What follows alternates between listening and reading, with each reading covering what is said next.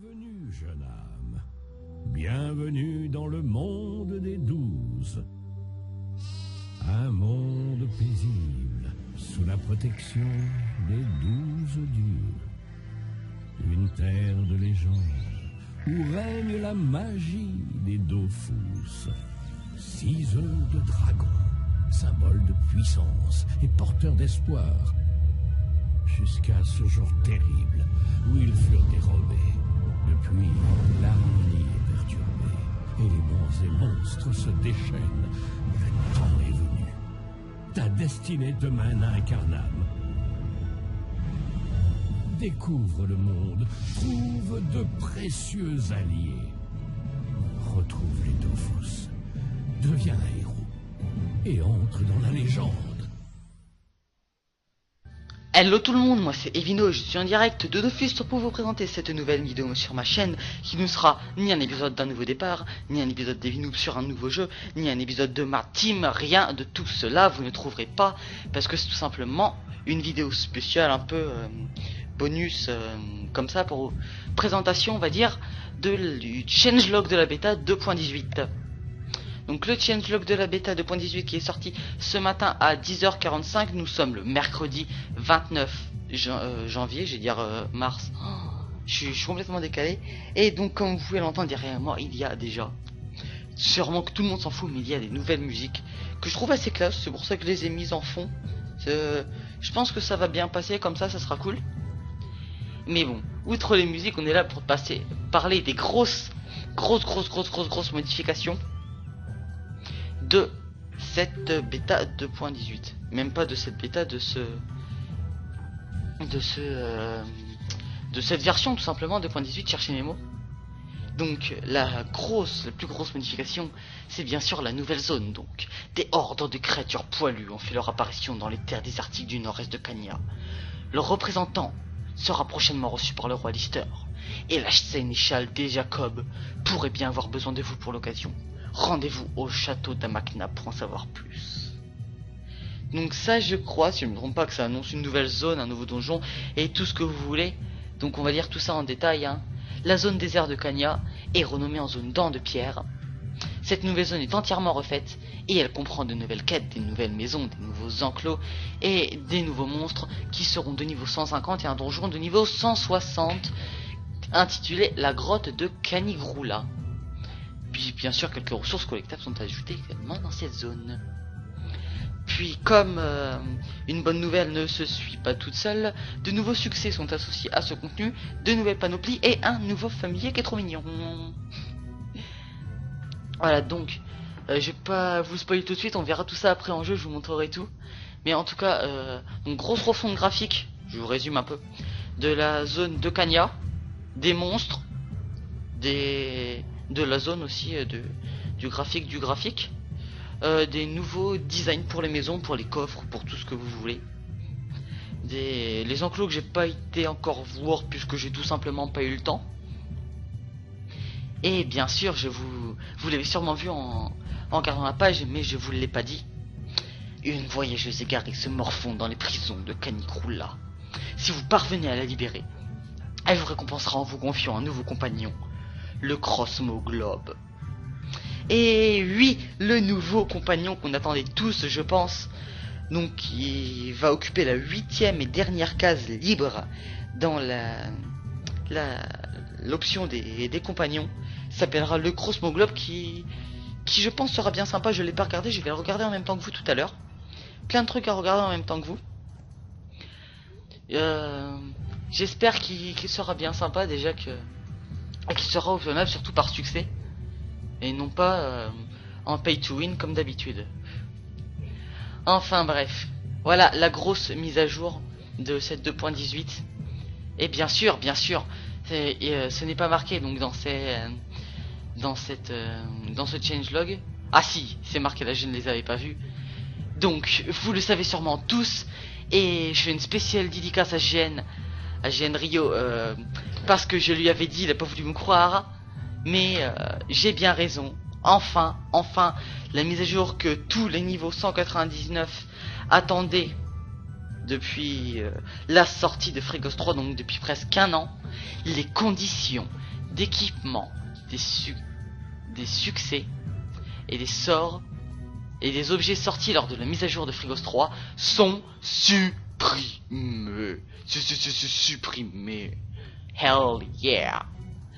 Donc ce qui veut dire que tout le monde, même ceux qui n'ont pas passé Frigos 3, pourront porter les items Frigos 3. La mise à jour que tout attendait. Le changement que tout le monde attendait. C'est magnifique. Enfin, quelque chose de bien. Merci. Enfin bref, après quelque chose de moins bien, on va dire. Quelque chose que je trouve beaucoup moins bien. Le Dofus des classes, le Dofus Kawat et le Dofawa ont désormais un temps de liaison fixé à 4 mois. Cette modification n'est pas rétroactive. Pour les Dofus générés avant la mise à jour de 2.18 et uniquement pour cela, il faut aller voir le PNJ Defus au Zap du château d'Amakna qui mettra à jour leur durée de liaison. Quelque chose qui me plaît pas énormément, mais qui me plaît un peu quand même, puisque je vais enfin pouvoir mettre un Dofus Kawat sur mon panda. Ça, sur mes persos je verrai, mais au moins sur mon panda pour qu'il rattrape les autres. Mais pour le Dofus des glaces, un Dofawa, je ne sais pas à quoi ça sert de le mettre lié. Et par contre pour le Dofus des glaces je suis déçu vraiment, parce que le Dofus des glaces fallait faire des quêtes, fallait faire des machins, fallait battre les boss et tout, alors que maintenant plus personne n'aura là. Frigos 3 ne sert plus à, pour moi ne sert plus à rien. Ce qui est, puisque avant il fallait faire les quêtes, il fallait faire les machins de ça, et c'est dommage. C'est vraiment dommage qu'ils délient le Dofus des glaces, puisqu'ils étaient partis sur une bonne lancée. Puisque s'ils veulent partir sur un peu de RP, les Dofus est censé être accompli avec des quêtes ou en dropant, hein, mais vraiment pas. Je trouve pas. Ils étaient partis sur une base de Dofus pas échangeable, obtenable avec des quêtes, ce que je trouvais beaucoup mieux, tout simplement. Oui, excusez-moi. Donc voilà, c'est tout simplement cette connerie là que je trouve un peu bête. Donc voilà pour les grosses mises à jour. Après c'est surtout vous voyez tous mes persos qui se déconnectent, c'est la violence. Donc c'est surtout des modifications de bugs. Je vous laisserai lire tout ça sur le changelog. Je vous mettrai le lien dans la description et le lien pour aller sur la bêta dans la description aussi. Vous regardez tout ça, je mettrai tout, il y aura comme d'habitude, il y aura aucun problème. Bon, ça fait déjà 7 minutes que je parle, je pense que vous commencez à en avoir marre. Donc ce que je vais faire, c'est que je vais faire une petite ellipse et on se retrouve tout de suite sur le jeu 8 pour des exemples plus concrets. Allez, à tout de suite. Et nous voilà de retour, donc après cette petite ellipse, pour vous présenter les modifications, pour vous les montrer, puisqu'on vous les a déjà présenté dans la première partie. Et donc là, vous pouvez voir que je suis sur la page des compagnons et que je suis en face du Cosmoglobe. Et je me corrige tout de suite, calmez-vous dans les commentaires. J'ai dit tout à l'heure, ouais, j'espère que le Cosmoglobe sera pas obtenable par Ogryn. Et tout simplement, j'ai pas fait gaffe à ce que je dis, puisque c'est marqué dans le changelog. On l'obtiendra par une quête ou par quelqu'un coincé dans les prisons de Kanigrula, comme c'est dit. Donc je vais vous présenter le Cosmoglobe. Donc hop, excusez-moi mais je vais devoir refuser. Donc le Cosmoglobe, donc j'ai pris sur mon Zobal de niveau 150. Il a 2000 points de vie, 10 BA 5 PM, 60 dommages, 750 de puissance, 45 esquive PA PM, 300 de fuite, 60 retrait PA PM. Pour voir que c'est, voilà, par rapport, il a un peu moins de vie que par rapport aux autres, tout simplement. Voilà, il y a un peu PAPM équivalent, on va dire. On va dire PAPM équivalent. Et donc on peut voir que c'est une grosse boule en fait. C'est un globe comme c'est marqué. Donc cet objet technomagique vous a été confié par une voyageuse au pouvoir étrange, c'est ce que je vous disais tout à l'heure. Le Cosmoglobe fonctionne comme un relais. Grâce à lui, la voyageuse pourra vous aider en cas de coup dur, même si elle se trouve à l'autre bout du monde des 12. C'est assez intéressant. Est-ce qu'on pourrait pas... Je réfléchis en même temps que vous. Par exemple, l'invoquer ou une connerie comme ça. N'avez-vous jamais rêvé de vous téléporter vos ennemis ou de rester imperturbable le plus fort des combats? Sans compter qu'une boule qui brille dans le noir, ça fait fureur dans les ballets du samedi soir. C'est très bien dit. Juste très bien dit. Donc voilà, ça a l'air d'être un gros bourrin. On va découvrir ses sorts tout de suite. Donc on voit déjà qu'il a 5 sorts. Le sort faille dimensionnelle, très belles icônes pour une fois que c'est travaillé. Qui pour 3 PA et 1 à 6 de PO téléporte sur la case ciblée. Donc téléporte le lanceur sur la case ciblée et pose un glyphe de fin de tour qui occasionne des dommages R tout en téléportant à sa position de début de tour les cibles.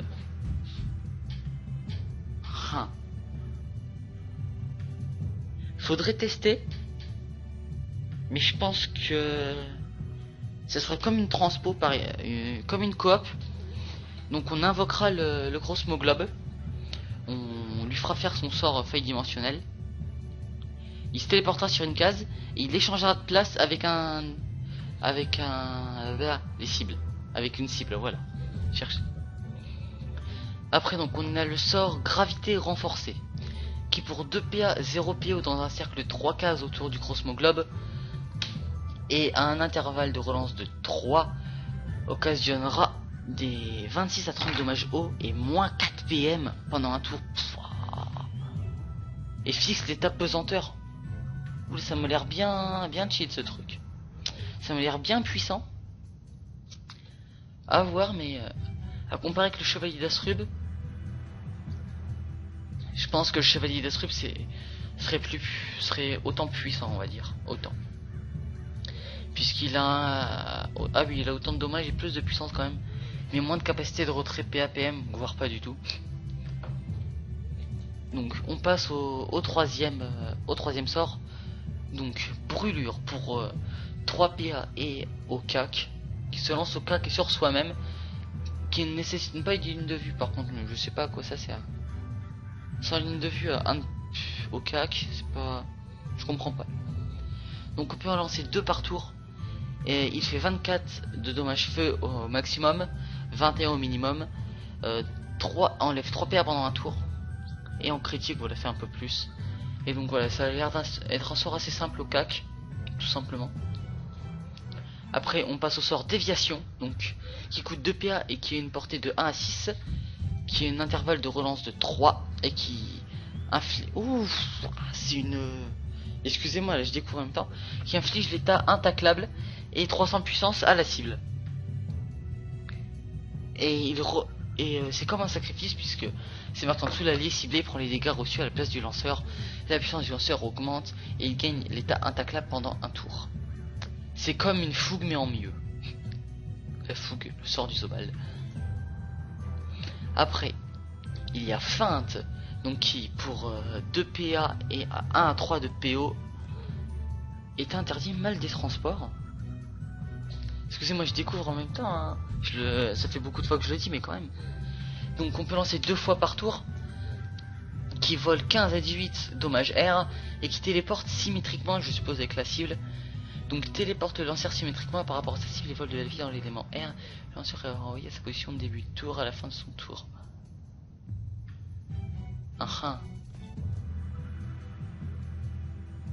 C'est intéressant.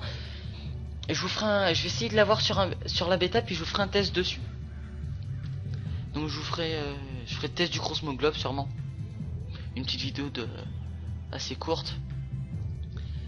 Donc et après le dernier sort, donc nous avons perturbation qui tape en croix de une case autour du lanceur pour 3 PA avec un intervalle de relance de 2, qui inflige 19 à 22 dégâts de terre en vol de vie toujours et repousse de 2 cases tout simplement.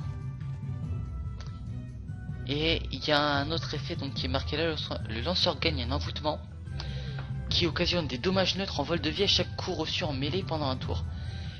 Donc à chaque fois qu'on tapera le gros Smoglob au corps à corps, qu'il a lancé ce sort,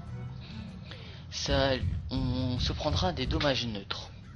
On va très bien. Ce gros Smoglob m'a l'air très tactique, il me donne très envie de le jouer, donc je vais essayer de l'obtenir le plus vite possible. Et on se retrouvera pour une nouvelle vidéo de test sûrement. Donc maintenant que là, ça a l'air d'être une grosse modification quand même. Enfin bref, maintenant que le Cosmoglobe est décortiqué, a été décortiqué même par mes soins, on va passer donc aux deux nouvelles panoplies qui se trouvent ici et ici. Donc, on va commencer déjà par la panoplie du Caniblou, qui comporte 3 items. Donc l'anneau, qui est assez équilibré. L'anneau, c'est une panoplie chance, donc avec un bonus pas top, hein, vraiment. C'est pas une panoplie que je mettrais moi. Oh, pas sûr quand même. Ça donne pas mal de chance, pas mal de sagesse, mais que le bonus est assez faible, je trouve. Donc on va revenir sur l'anneau qui donne 200 vitalité, 60 chance, 30 sagesse, 2 coups critiques, 1 invocation, 10 dommages haut, 7 fuites, 5 contre PA et 5% R. Ensuite la ceinture du Caniblou. Ouh, je la prendrai peut-être celle-là, elle m'a l'air bien. Un peu faible en dommage haut. Un peu faible en dommage haut, sinon c'est pas mal, il y a de la fuite. Donc elle donne 200 vitalité, 60 chance, 40 sagesse, 3 coups critiques, 1 PO, 6 dommages haut, 5 fuites, 2 lignes, 2% res à 10, la F et la R et 12 fixe R. Très intéressante cette ceinture pour moi, je trouve. Et après la dernière, donc la cape du Caniblou, 252 vitalité, 60 chance, 30 sagesse, 4 coups critiques, 10 dommages haut, 20 prospection, 6 fuites, 10 esquive PA, 15 res crit et 10% R. L'anneau que je trouve un peu en dessous, dû à ses faibles pourcents de res et à sa faible vitalité, simplement. Mais il manque un PO pour moi sur l'anneau. Parce qu'une panneau chance et qu'un PO c'est pas top. Donc voilà. Sinon panneau, ouais. Je donne mon avis pas mal, mais vraiment la ceinture reste mieux tout seul. Peut-être combiné avec la cape, bien qu'une Corba Cap Mastralis reste largement mieux. Voilà pour cette panoplie. Donc on va passer à la deuxième, qui donne exactement les mêmes bonus mais en R, a priori. Bah en tout cas au niveau du bonus panneau. Et elle comporte aussi 3 items, celle-là. Et donc ce sera la coiffe, la panoplie de l'orphelin qu'elle s'appelle. La coiffe de l'orphelin qui donne 200 vitalité, 60 agi, 30 sagesse, 2 invocations pour un perso R. C'est pas top, c'est pas très utile. Les persos R n'ont pas beaucoup d'invocations. 7 dommages R, 20 prospection, 7 retrait PM. Une classe qui joue R et qui retire des PM, il n'y en a pas énormément. Donc peut-être mettre le retrait PM et l'esquive PA, peut-être inverser ces deux caractéristiques, sachant qu'on est en tout début de bêta, donc les stuffs peuvent changer, hein, bien sûr. Donc avec 12 résistances critiques, 12 dommages poussés et 10% feu, eau, pardon. Donc voilà quoi, pas top pour moi, puisque les retraits PM et les invocations sur les classes R ça sert pas à grand chose. Bah, peut-être à part pour un Zobal qui jouerait la rétention. Voilà, c'est pas top. Donc la ceinture donc de l'orphelin, ça ressemblait à un anneau pour moi. Donc il donne 200 vitalité, 60 sagesse, 60 agi, 30 sagesse, 15 puissance, 4 CC, 1 PO, 7 dommages R, 5 retrait PM, 12 dommages de poussée, 5% en feu, 7% eau et 12 fixe eau. Donc ceinture pas mal, toujours les retraits PM, un manque de dos R, puis le dommage poussé pour une classe R, c'est pas top. Je trouve pas ça top. On aurait pu la combiner donc pour un Zobal OR par exemple avec la nouvelle panoplie qui est en forme de poulpe, mais il y a la coiffe donc c'est pas possible de combiner deux panoplies. Et enfin l'amulette de l'orphelin qui donne 250 vitalité, 50 agis seulement. Par rapport aux autres c'est peu je trouve. 40 sagesse, 4 coups critiques, 1 PA, 10 dommages R, 5 retrait PA, moins 7 esquive PA, 12 de dommages poussés, 10 résistance terre. Donc un mu pas top je trouve, vraiment pas top. À prendre juste si vous manque des coups critiques, là vraiment. Mais je trouve que c'est vraiment pas top, donc pas convaincu par ces deux panoplies. Vraiment pas convaincu. Dommage, je m'attendais à mieux, franchement. Franchement, je suis déçu, là, je vais vous l'avouer. Je m'attendais à mieux. Enfin bref, je crois que qu'on a fait le tour. Si vous voulez, je vais peut-être vous faire quand même un petit tour de la zone. Donc voilà, vous voyez les mobs. Et donc vous voyez la refonte de zone qui est pas mal. Et je vais pas dire que c'est top. Je vais pas dire que c'est pourri, mais c'est pas mal. C'est toujours dans le style des pics de Cagna. C'est juste l'herbe qui est modifiée avec les mobs. On va essayer de trouver une maison pour rentrer dedans. Pour que je vous montre un peu. Parfait, une maison. Parfait, une maison, parfait, une maison, parfait, une maison. Mon saucifleur, il est où? Et ben je ne le trouve pas assez, pas grave. Je vais descendre de ma monture comme ça. Et c'est parti, on va rentrer dans la maison. Donc assez sympa les maisons. Je sais pas si j'en achèterai une. Elles ont 2 coffres. Les coffres sont sympas. Peut-être que donc voilà. Il y a un deuxième coffre ici, vous voyez. Il y a 4 coffres. Ouh là là. J'avais pas vu cette pièce quand j'ai été visiter. Donc ce que je vais faire, c'est que je vais me faire des kamas. Puis le 11 vous me verrez glander toute la journée devant une maison pour l'acheter. Voilà là. Voilà là là là là là. Ah je le dis, voilà là là là là là. Ces maisons sont magnifiques. Surtout 4 coffres, c'est énorme. Enfin bref. Donc voilà, c'est sur ça que je vais vous quitter. Un petit zoom quand même. Hop. Voilà, nickel. C'est bien. Oh, t'es moche toi. Ah oui, t'es moche. Donc voilà, moi je vais enchaîner avec la vidéo du donjon que vous aurez samedi, je pense, ou dimanche. Puisque celle-là sort jeudi, donc peut-être pas samedi ou... Donc voilà, enfin bref. Trêve de conneries. N'oubliez pas de vous abonner, de laisser un petit like et un petit commentaire si la vidéo vous a plu. Et donnez-moi vos réactions par rapport à cette mise à jour. Vous êtes super, restez comme vous êtes. Ciao ciao, bye bye tout le monde.